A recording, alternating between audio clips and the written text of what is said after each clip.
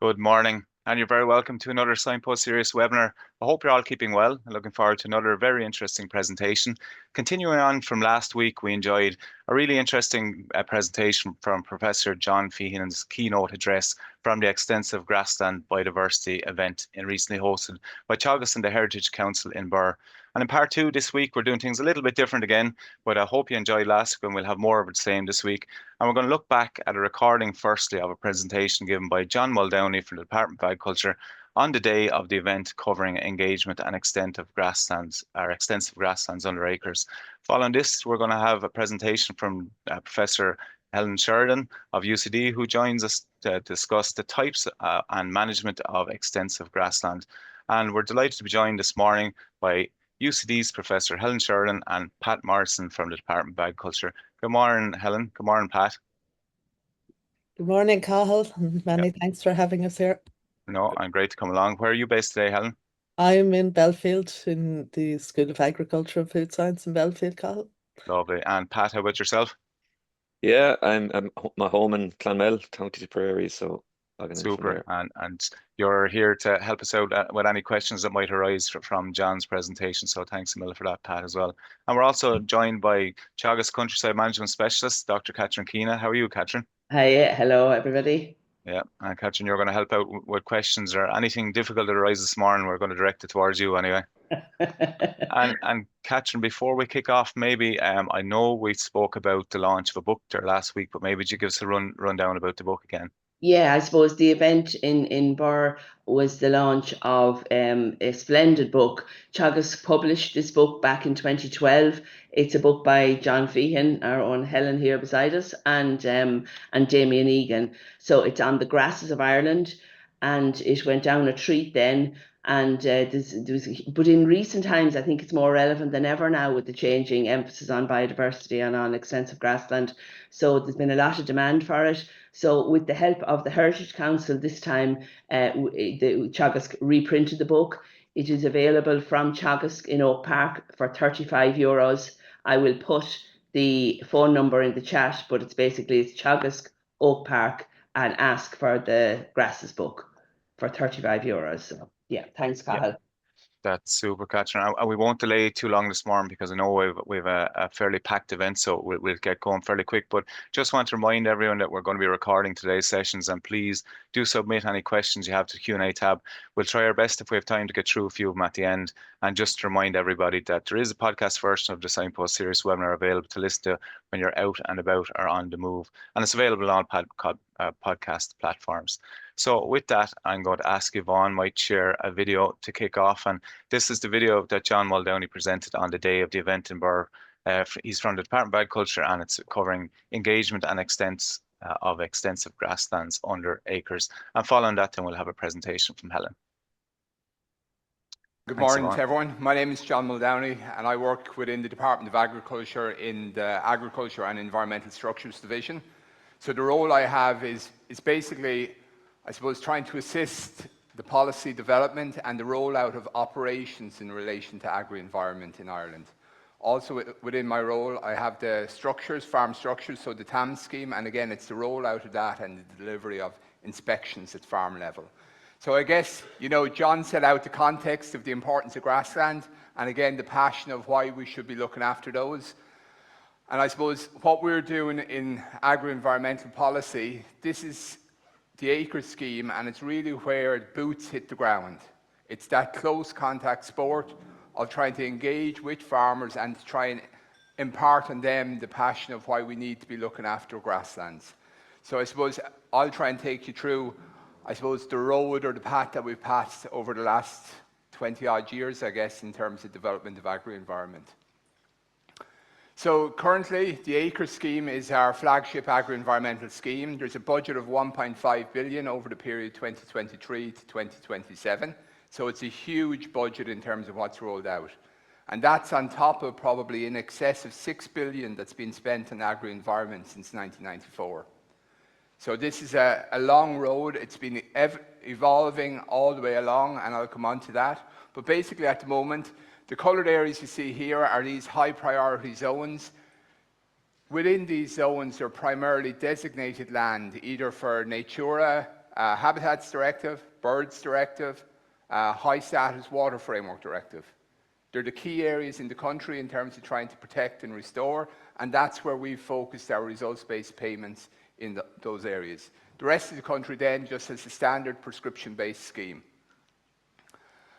So in terms of the evolution, REP started out back in 1994, and I guess it was a very successful scheme of its time. It had up to 70,000 participants at one point, but since then the scheme has evolved from REPS, which was basically a flat rate payment to farmers for agri-environment, through AOS, which was a sort of an action-based approach, but farmers were trying to select, I suppose, the actions that paid highest, maybe weren't the most optimum for the area.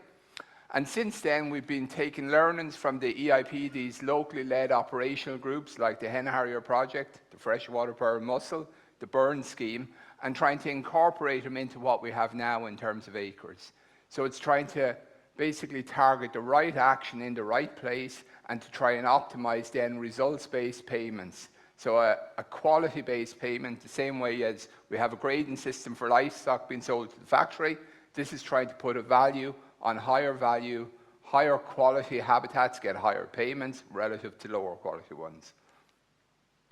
The structure of acres, there's a core payment for results-based payments, and then on top of that we have these non-productive investments and landscape actions, which are effectively our complementary actions that help address any threats and pressures that the scorecard identifies in the scoring of your land. That could be around bare soil, it could be around poor quality hedgerows, it could be around suboptimal grazing regimes in terms of some specific target species like corncrake or wader or something like that, trying to have that right land management at the season where the birds would be nesting. So acres, it's a big scheme. As I said, it's the flagship scheme. But again, it's the operations. As I say, this is where boots hit the ground and the scale. Everyone has an interest in this, but how do we ensure a fairness of delivery to everyone on the ground? So for acres, we have 8 locally led CP teams.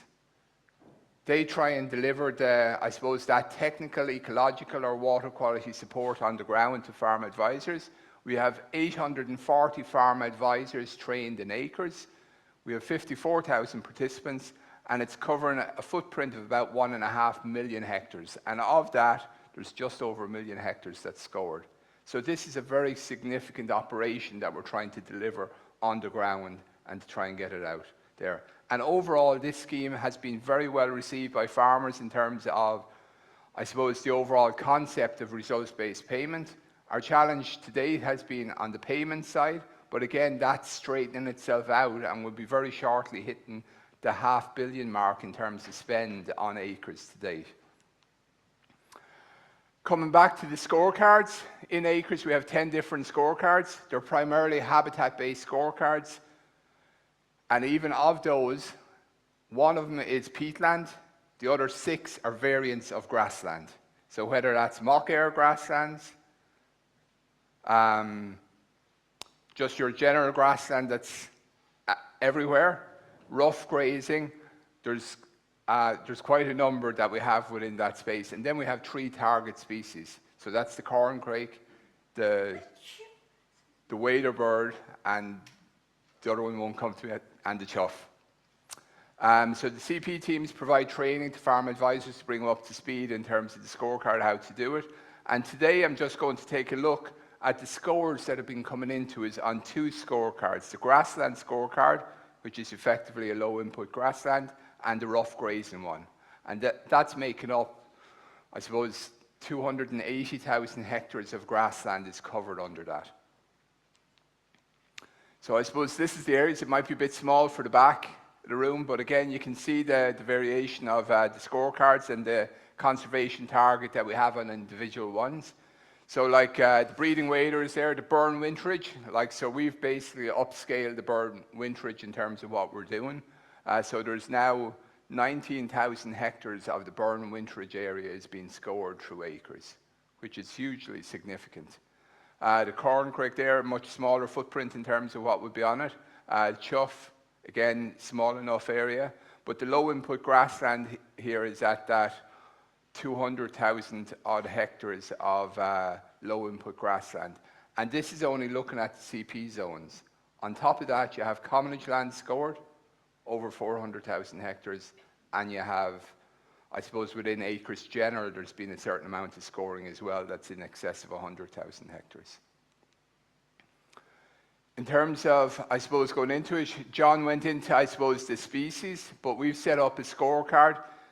The higher the payment, the higher the score, the higher the payment the farmer receives. So it's trying to infer that quality-based assessment that a farmer sees a value in what's in that. The score is made up of 3 primary sections within the scorecard, from that ecological integrity component around those target species that John mentioned. We're mainly focusing on the herb species that are in it rather than the grasses, and that structural diversity of the sward. Then the hydrological integrity is very important in relation to peatlands and wet grasslands. And then it's on these threats and pressures around the future prospects for survival of that grassland. So that could be encroaching scrub, encroaching bracken, bare soil, and this is trying to put pointers or signposts to the farmer as to what areas that they could try and target to improve, that would help pull them up that payment scale and what they receive for the grassland in question. Again, this is just a snapshot of the range of species that are covered. So again, you can see, I think, many of the species that John spoke about. Devil's Bit scabious, self-heal is on it. The compositae flowers, again, that John has been mentioning. So I think we've got the kidney vetch there, the knapweed. So again, we're hitting a lot of those target species. And that's where the bulk of the scoring is probably achieved around that in terms of the grassland scorecard. And it's both checking that diversity of what's present and then also the abundance of what's there. So again, when farm advisors go out to score in the field, you have a phone app that brings up the scorecard, and you walk a W pattern through the field. And then depending on the level of occurrence, they're able to make an assessment of low, moderate, high, or very high abundance of the species in terms of what's present in the field.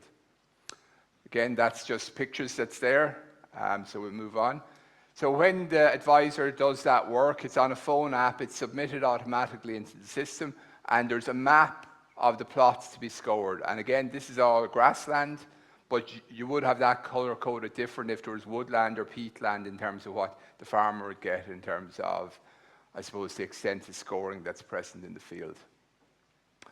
There's the app. So again, just in terms of quantity, over 800 advisors trained.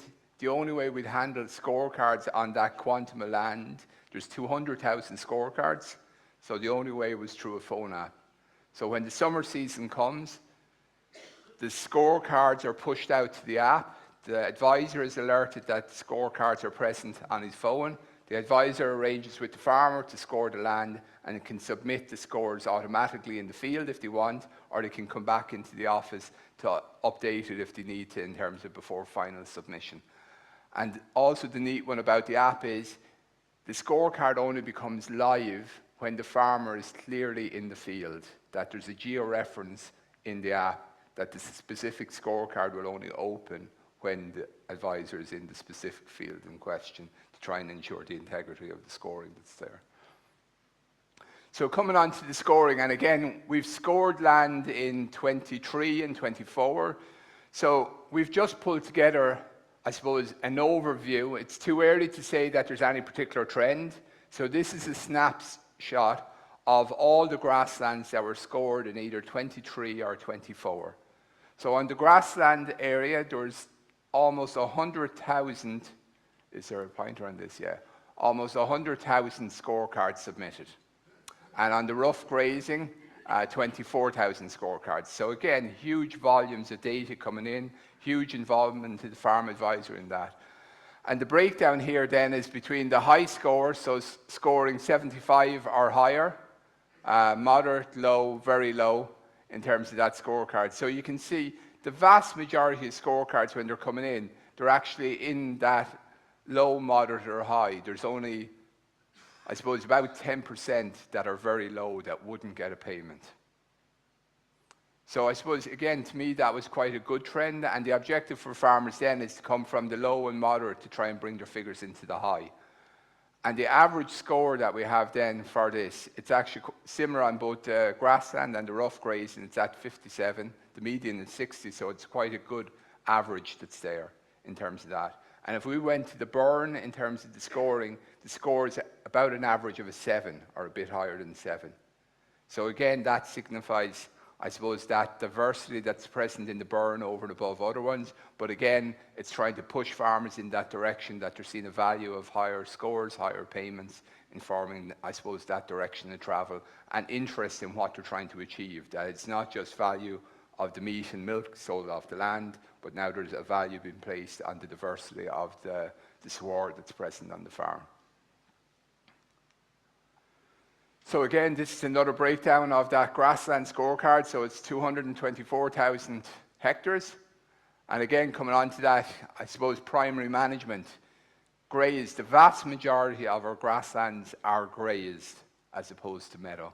So again, I suppose it signifies, where most people are. That's what, about 20% of the grassland area is under meadow. And then I know the ratings here maybe are hard to read.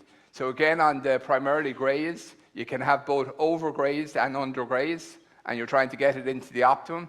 So we have 75,000 hectares of the 117 is in a good status in terms of that diverse sward structure that's there. And then you have it sort of peeling off to both sides in terms of, I suppose, overgrazed where there's too much stock, or undergrazed where there's not enough. And the advisor's role then is trying to give the farmer advice as to how to get it to that optimum position of maximizing the score that's there present on that. And I suppose that's the challenge and the sweetness of the results-based payments. We're not giving a prescription, date-based, calendar-based farmers to the farmer to try and achieve something. We're basically going, this is the quality of the habitat, and it's up to the advisor to engage with the farmer then to try and optimize the management strategy that gets to the better scoring rate in terms of that good sward structure. On the meadow then, it's slightly different score rating, but again, in terms of good, I suppose it's about 30% there that's on good. I think it's 6 here as well, it's similar, and then a smaller amount on the poor. So again, the primary one here is leaving wider field margins on the field to sort of maximize your score in terms of meadowland that's there. And I suppose, to me, probably the biggest challenge on the meadowland is, again, we have, I suppose, climate change. It's harder and harder for farmers to, I suppose, save quality grass. So they are cutting their meadow too early in the year. That's not allowing a chance for the herbs or grasses to seed. And that's probably the biggest thing that needs to be trying to be improved in that area. On the rough grazing, again, this is as you're going further up, I suppose, in altitude, it's rough grazing. I guess the target species we were really thinking about was the hen harrier in the design of this scorecard. And again, most of the rough grazing is primarily grazed. And again, that smaller amount that's under meadow. And again, proportionally, it's less than on the lower down grasslands that you have. And again, on the scoring, quite a lot of it that's in good condition in relation to that rough grazing sward characteristic without being abandoned.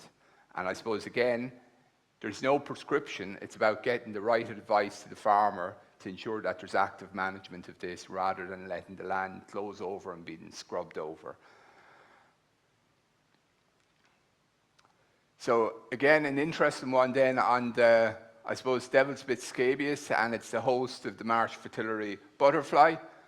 And one of the questions that we have on the scorecard is around the presence of devil's bit scabious. It's just a presence, absence, and then the height, if it's above a certain height in the field. But both the presence and the height give more or less the same thing. But clearly, the association of devil's bit scabious, it's associated with the higher scoring pastures. The higher scoring fields have devil's bit scabious, which again is good to see in terms of, I suppose, the effectiveness of the scorecard. It is picking up on that in terms of scoring. And again, it's the same for the rough grazing. The higher scoring fields tend to be more associated with the presence of devil's bit scabious. Then moving on to some of the, I suppose, the pressures on grassland. So in the top here, I have immature scrub and its encroachment onto the grassland scorecard. And I suppose overall, you know, people would be concerned about land abandonment, but generally speaking, from the assessments that have been done, most of the scorecards are actually showing a low presence of immature scrub encroachment into the field, which I think is good, because this is one you'd always hear around what is happening regarding the management. Of course, there is a small number of scorecards, 460 scorecards, an area of that have scrub encroachment, and again, it's something to be watched in terms of that management intensity that's there to try and pick it up. And again, it's the same on the bracken. It's a small amount of the grassland fields that are scored have a high presence of bracken encroachment. And again, there's actions, complementary actions then within the acre scheme that supports a farmer to try and better manage that scrub encroachment or the bracken encroachment into the field, again, to try and reduce the level of the pressure and get a higher score then achieved as you move towards the lower status.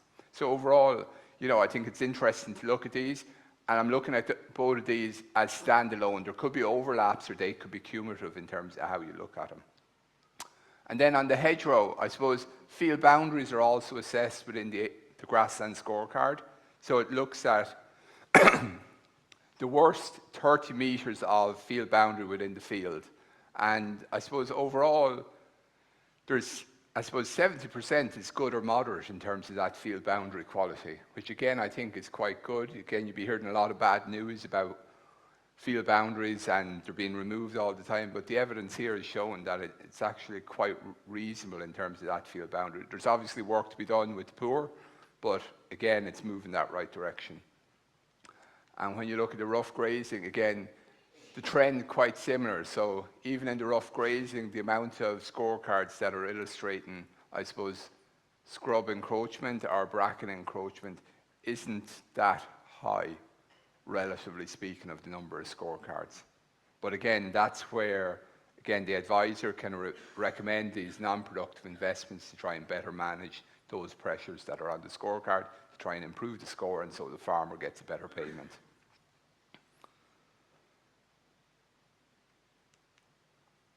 So I suppose overall then, just coming back, that's been a bit of a snapshot of what we're trying to do in terms of results-based payments and trying to incentivize higher quality habitat or grassland habitats that are on Irish farms.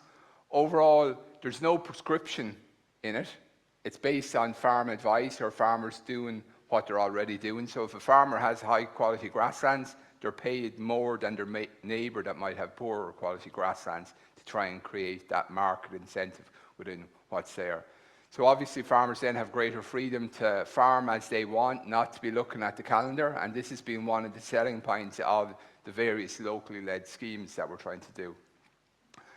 Because there's less prescription, it means there's less risk of penalty on the farmer as well, because they're managing the land as they've always done, and they're only engaging with the complementary actions if they wish to take them on, in terms of what's there. And overall, it's that payment for a higher quality and trying to get that signal out to the market that there is a value in a sort of reducing that management intensity of grasslands to try and have greater biodiversity outcomes in terms of where we are. Like overall acres, it's an enormous scheme to try and roll out. That split between grasslands, so like we've looked at the main grassland scorecards, but the rough split in the million hectares that's scored is 400,000 hectares of grassland, 600,000 hectares of peatland scorecard. So again, the peatland one does something quite similar in that regard as well. So I think that's it from me. So hopefully that's an improved buy-in then by everyone in terms of what we're trying to achieve with grasslands on Irish farms. So thank you.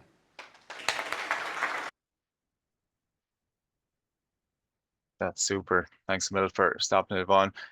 So Helen, you can maybe start sharing your presentation, and Pat, maybe just when we're waiting for Helen to share a presentation, This is really a success story. I just looked at the numbers of advisors alone that were trained, and we know there's a big knowledge gap there in this kind of knowledge transfer. It is a success story to get that training was carried out, and it's actively going out on the ground on a day-to-day basis. Yeah, look, I suppose that's the one thing that the feedback we're getting from advisors is they're really enjoying getting out into the fields, onto the farms, getting out of the office. And look, we've been lucky with this cooperation project teams. They've been on the ground in the local areas, providing training to both farmers and advisors. So every year, any advisor who wants to score the land, they have to do the mandatory scorecard training before they go out and do the scoring. And look, I think that's a big part of this. You know, it is new to a lot of people. It's new to farmers, new to advisors. It's new to us in the department as well, upscaling. So that continual upskilling and training is a huge part of it. That's super. Thanks, Pat. Thanks, Helen. That's up and good to go. So we'll let you off. Thanks a million. Great. Thanks very much, Cathal, and thanks for the invitation to speak here this morning about extensive grassland types that occur within Ireland. I suppose just as I start off, just to consider maybe the wider agricultural landscape for a moment. And of course, a key output of our agricultural systems is food production, and that is the case and should be the case. However, we also need our landscapes to, I suppose, facilitate the delivery of a whole range of other ecosystem services. So things like nutrient cycling, regulation of pests and diseases, and so on. And the delivery of those ecosystem services is often largely dependent on retention of biodiversity within our landscapes. So I suppose when we consider how we produce our food, that can have significant impacts on how well the surrounding landscape can also deliver these wider range of ecosystem services. And also then in return, I suppose, the ability of the landscape to deliver those services will impact on our capacity to be able to continue to produce, food over time. So we have a legal and a moral obligation to protect and maintain biodiversity in our landscape. But even if we take just a very human-centric view of why we should maintain it, I think this piece is hugely important. It is key to the sustainability of our food production systems and will continue to be. So obviously in a landscape like Ireland, much of it is dominated by grasslands, and the National Land Cover map concluded that about 55% of the national area is under grassland of one type or another. So therefore it stands to reason that our grasslands are going to have a significant impact on our biodiversity. I'm going to give an overview, a very quick whistle-stop tour of some of the more extensively managed and often referred to as semi-natural grasslands that occur within the country. But it's important to note at this stage that we don't actually have natural grasslands here, unlike other parts of the world, like the steppes in Russia, for example, or the prairies in North America. Our climax vegetation is woodlands, so the development and maintenance of our grassland has largely gone hand in hand with the development of our agricultural systems and, reflects the intensity of our land use management over the last 6,000 years or so.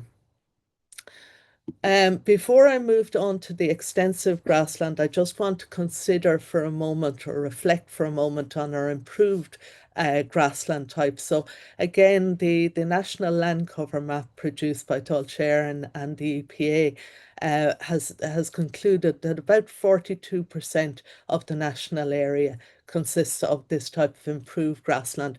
Now, that's a kind of a catch-all term, if you like. And on one side of it, I would see the intensive grasslands, which are largely comprised of monocultures or maybe ryegrass and white clover, tend to be heavily stocked and so on.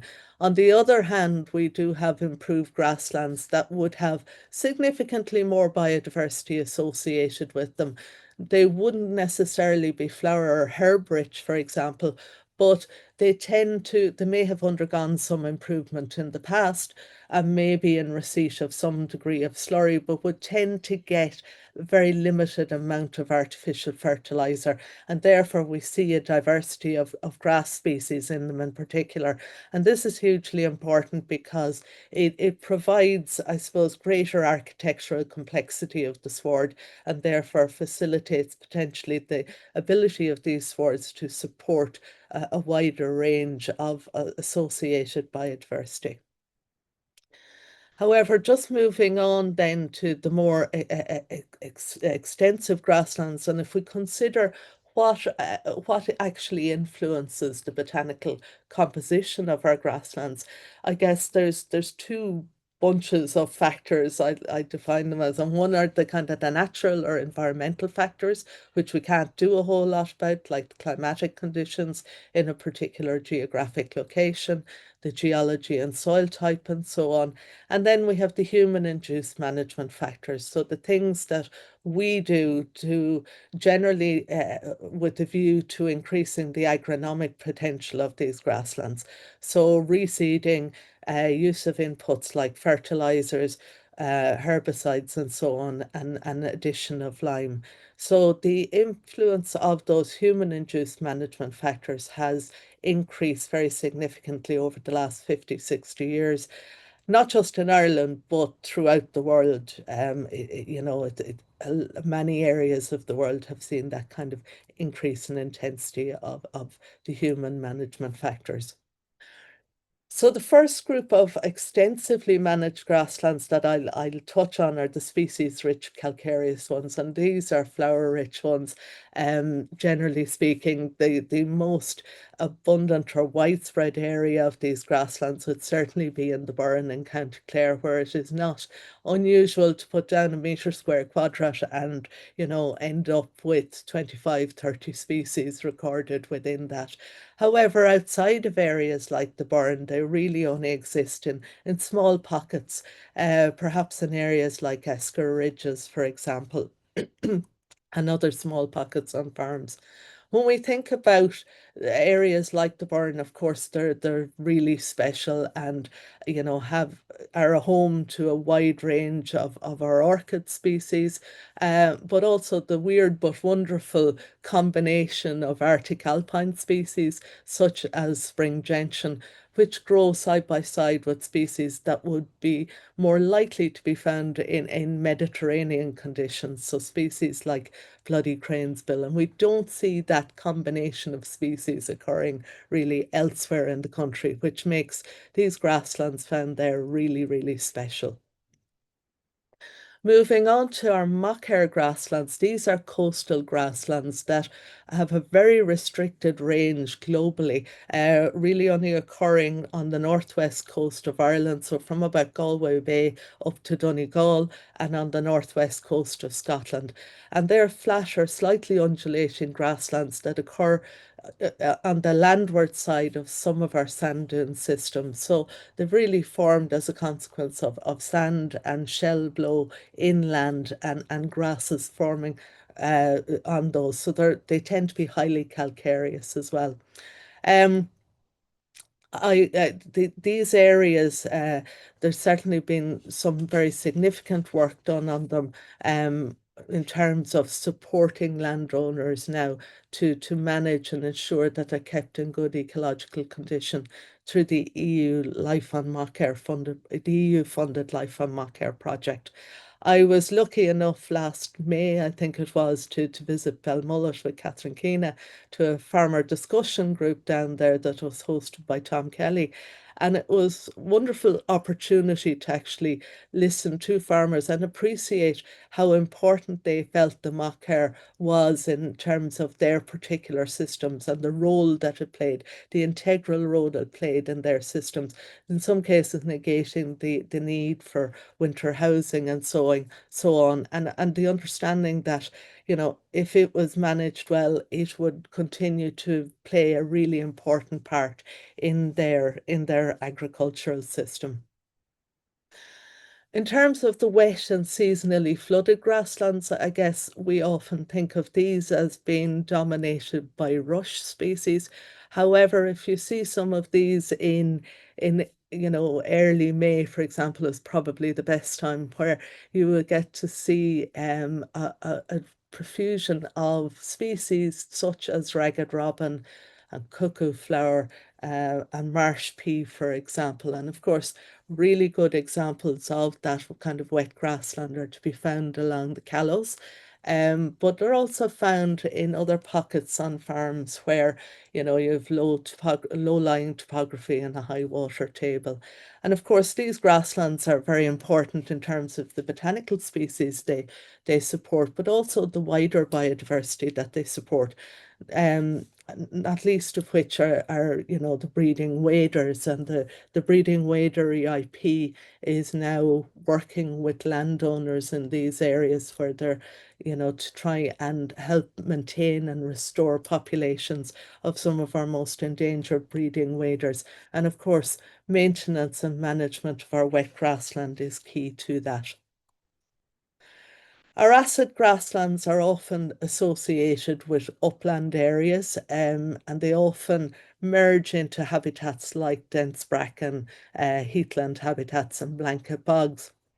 They're definitely not as showy from a flower perspective as the calcareous grasslands that I mentioned earlier. However, they still have a range of species that are adapted to live in acidic areas of low nutrient status. Of course, they can also occur and do occur in lowland areas, and some of them are really special because they're also what we would call wax-cap grasslands.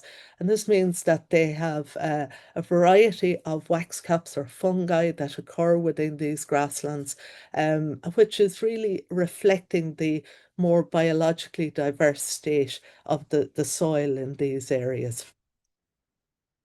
Then we have the lowland hay meadows, which once would have been abundant throughout the country. And these are typified probably by early, spring grazing and then not mowing until late in the summer. And this gives the variety of grassland and flower species, which could include things like oxeye daisy and tufted vetch and so on. It allows those to flower and set seed, and therefore ensure their continued diversity into the future. Unfortunately, these, as with many of our other extensively managed grassland types or semi-natural grassland types, are afforded protection under the EU Habitats Directive because of the loss of area of these grassland types over recent decades. I want to just consider for a minute some of the more common habitats that have been retained on our farms throughout the country, and these may include small patches of semi-natural grassland that can be found in our field margins, along our roadway margins, farm roadway margins, and so on. And these areas, while they may not be supporting rare or threatened species or species that have, I suppose, have gained the attention of international protection, there may be species that have been regarded as quite common today, but certainly less common than they used to be. And therefore, we need to ensure that we maintain these habitats in as good an ecological condition as possible, and also ensure their continued existence, because they are undoubtedly hugely important to maintaining biodiversity on our farmland and ensuring that those ecosystem services that I mentioned at the outset continue to be delivered. Just considering where we are with farmland habitat types, I guess some of the work that we undertook as part of the Agri-Baseline project, which was funded by the Department of Agriculture, showed that on average over 118 farms in different parts of the country, we found that about 13% of farm area was managed under semi-natural habitat types. And then we had the marginally productive habitats, which would also include some of the semi-natural grasslands. So it doesn't give us a figure for semi-natural grassland area, but it does give us an insight into the kind of areas of habitats that have been retained on farms in a broader sense. And we can see from this that this, while at the outset it looks good, and it is good, it does vary significantly based on region, but also farming system. And obviously the land use intensity is going to significantly impact that.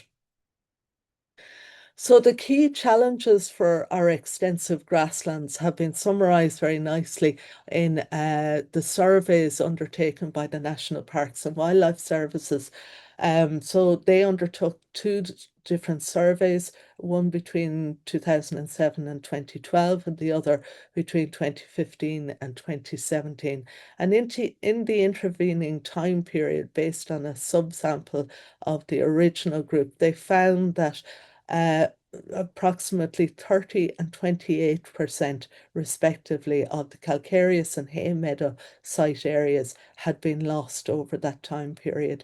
And they identified the key threats to those habitats at the time as being obviously intensification, which we understand is a key threat, but also abandonment. And John mentioned this in his presentation, that idea that these areas will scrub over time if they are not managed under grazing or cutting conditions.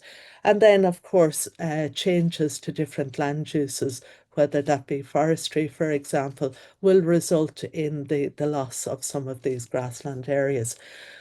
So to summarize in terms of the key messages around the management of these areas, we need to ensure that we maintain the current extensive grasslands that we have within the country, to enhance their ecological integrity and to expand the area of these where possible. In terms of the little pockets that are retained on farms, while these may be small, they're still hugely important. And fragment size and shape is really important, with longer, narrower fragments being more prone to removal over time. And also we should keep in mind that proximity and connectivity to similar habitat types is hugely important for the movement of species in our landscapes. I suppose the key message is, though, that we certainly need to keep farming these areas. Fencing them off and walking away from them is not a solution for maintaining extensive and semi-natural grasslands.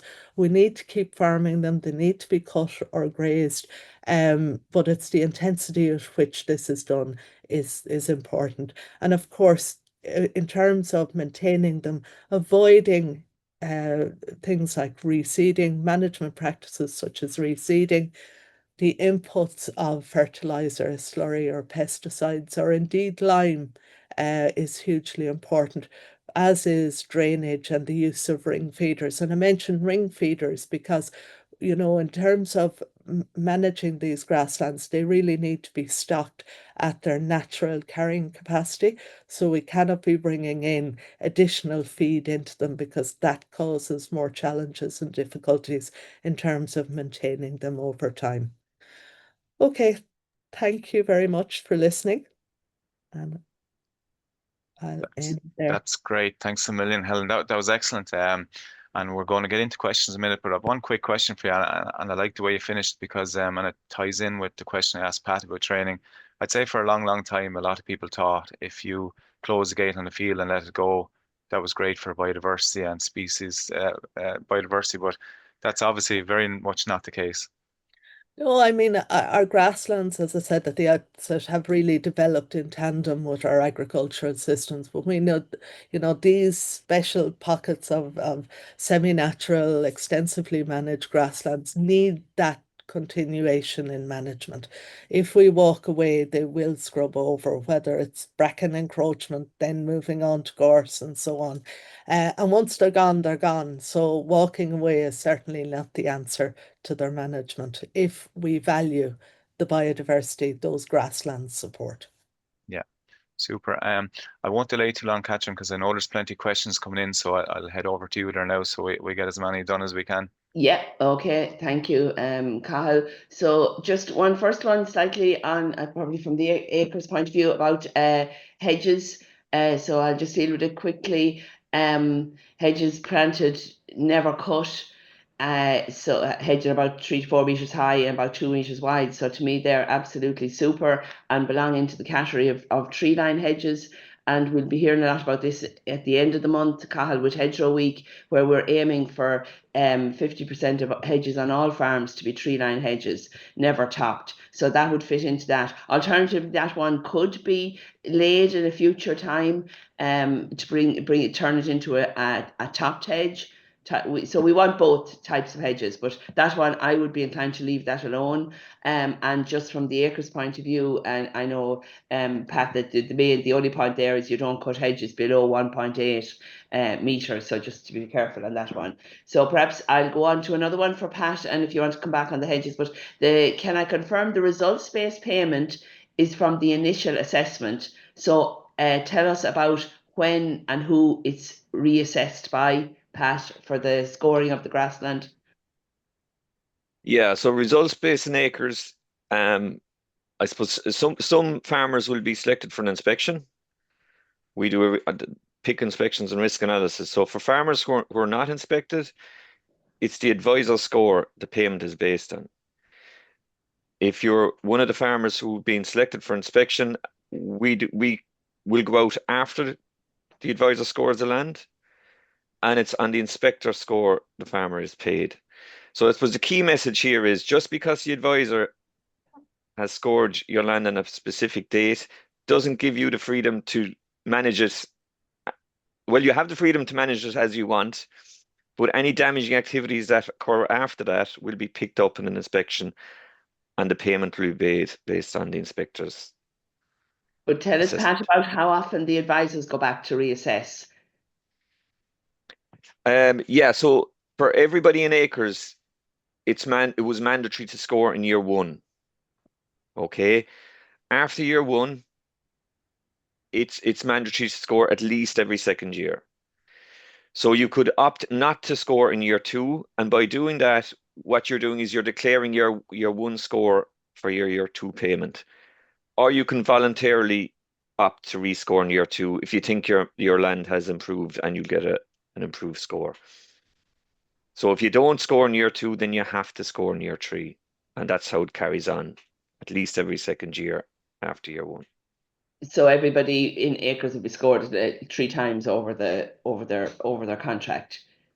Exactly. Yeah. Yeah, and paid accordingly. And the question then was, is there any trend on improving? But I presume that's too soon to we wouldn't expect a trend yet, Pat. No, it'd be too early. And look, from individual farms, or individual fields, like we expect to see significant improvements where farmers have taken corrective action. So, for example, like if there was invasive species bringing down a score, and if the farmer undertakes an action to remove those invasive species, that could have lead to significant improvement in the score within that field.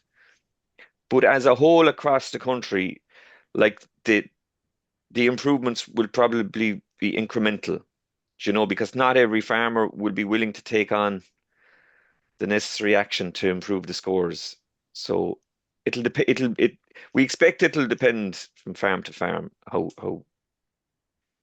Very good, very good. Yeah, thanks. And Helen, I'm going to ask you to comment too on the nettles and thistles. Now, I would make a distinction between thistles being a noxious weed and nettles are not. But the question anyway is that we know these are native species and they are vital to butterfly life. Here was the example. So the question is about them being negatively scored on the for acres, or yeah. So because Yeah. And I suppose it's a very fair point. They are native, they are important for biodiversity, and there's no problem, I think, in a small amount of them being present. The problem is when they're overly abundant, which is generally then reflecting a higher nutrient value of the soils. So that's where they become abundant within fields, and that's the kind of challenge with them. So I suppose small amounts are fine, but when you have that a high abundance of them, they're reflecting management practices that are not conducive to having species rich or ecologically important grasslands. So we don't want fields of those from a biodiversity point of view, even sure we don't. No, No. no, having that diversity of species is much more important. Yeah. Pat, any Maybe comment if I on could this? just add there, sorry, Yeah, Catherine. yeah. Yeah, like in our grassland scorecard, marsh and meadow thistle are actually positive species. Mhm. Okay, it's the creeping and spear thistle are negative, and the nettles. And as Helen said, if there's only a small occurrence of them, there will be no negative marks. It's where they become more abundant, the negative marks come into play. Optimum stocking rates for grazing these grasslands. I suppose this is where the results based, we don't need to know them, but Pat, do you have a comment on optimum stocking rates? Look, really, there is no common figure you could, it depends on obviously the soil type and the Yeah, yeah. part of the country you're And in. the results based takes away that need for that, isn't that right? The results based score, it's up to the farmer to figure out, what works. Exactly. So look, obviously overgrazing isn't good. Undergrazing, depending on the scorecard, obviously there's a bit variance and poaching. So like the key thing is to look at the scorecard and farm according to what will get you the best results and the best payment. Helen, any comment from your experience on stocking rates apart from acres? No, I mean, I guess as Pat says, hugely important to think about the geology and the topography and so on in a particular area, and whether it's a wet grassland versus a dry grassland is going to be huge. I suppose just to acknowledge there that, yeah, the management keeping it in a good ecological condition is something that I suppose people have learned over generations, and it's trying to maintain that knowledge over time and into the future is hugely important to their retention. But also, I suppose, the avoidance of bringing in supplementary feeding into these areas is important, because, that is something that indicates that we are not managing the grasslands within their natural carrying capacity. If we have to bring in additional feeding there, and that's going to give rise to ring feeders and dunging around those, and then, I suppose nettles and thistles and so on proliferating in those areas. So, yeah, that's what I would say on that. And just Helen, while you're talking about you from your experience, there was a question last week about the value of the grasses that John was talking about, and where any of that research is, like the value of individual of the old traditional grasses. Yeah. Can you comment?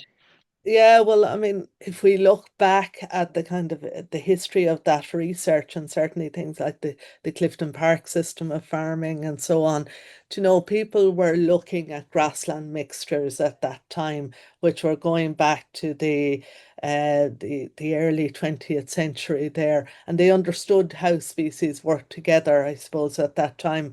We largely forgot about that body of research with the widespread availability of fairly,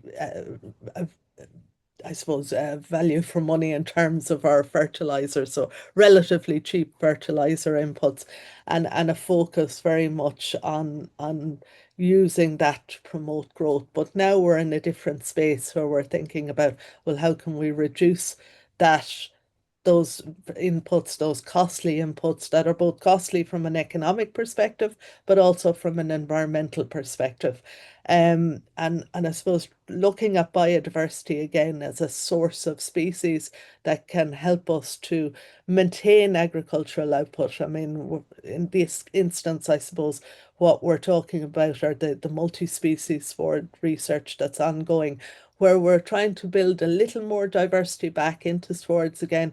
They wouldn't fall under the heading of these kind of extensive grasslands that I'm talking about today, because they're largely just comprised of maybe a small handful, 6, 7 species, for example, of grasses, legumes, and forage herbs. But the idea is similar to that work that was ongoing at the turn of the last century, where, or sorry, the turn of the 20th century, I should say, where, you know, it was growing those species in combination to try and increase and enhance productivity of the grasslands, but they are not extensively or semi-natural grasslands.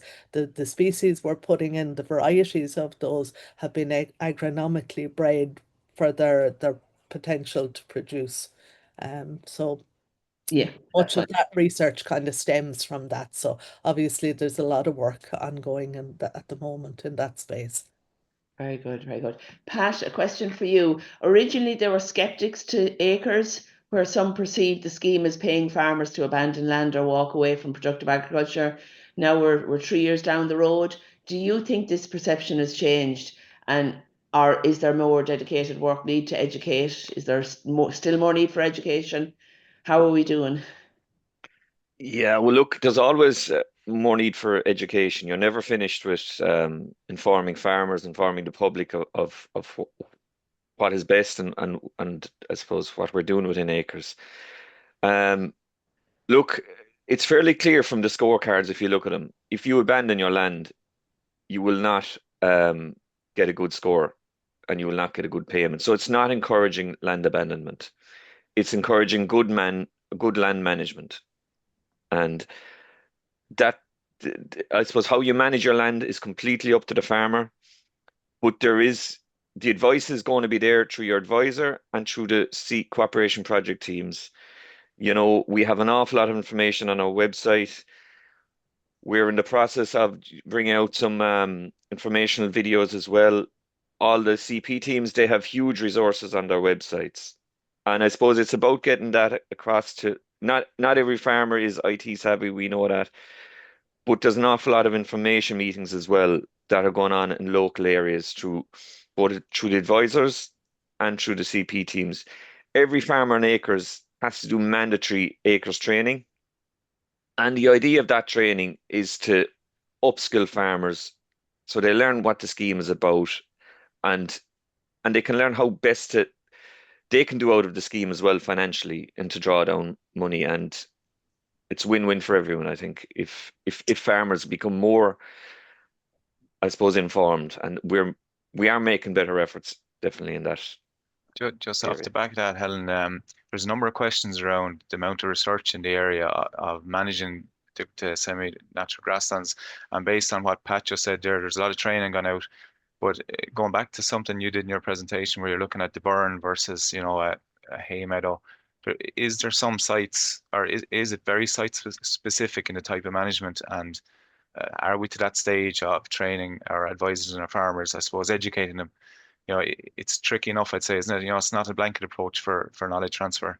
No, it's not a blanket approach, but at the same time, it does come down to most of those factors that I had on my last slide there. It is about continuation of farming in these areas, but it's ensuring that, you know, your stocking rates, your stocking intensity fall within the natural carrying capacity of the land. And that means, in my head, stocking rates that aren't causing undergrazing, overgrazing, poaching, and so on. So what the land can naturally kind of take without causing any damage to it. And that will be quite site specific, but I guess, that's where farmer knowledge also comes to play, because, these areas were managed and have been managed by farmers for a very long time, and they know where changes have been made over time themselves, or are likely to know. And then it comes down to things like keeping the inputs out of these grasslands. And I suppose just appreciating that while, we might talk about what one should be doing in terms of nutrient inputs or lime inputs and so on, that kind of recommendation is not appropriate for these extensively managed grasslands.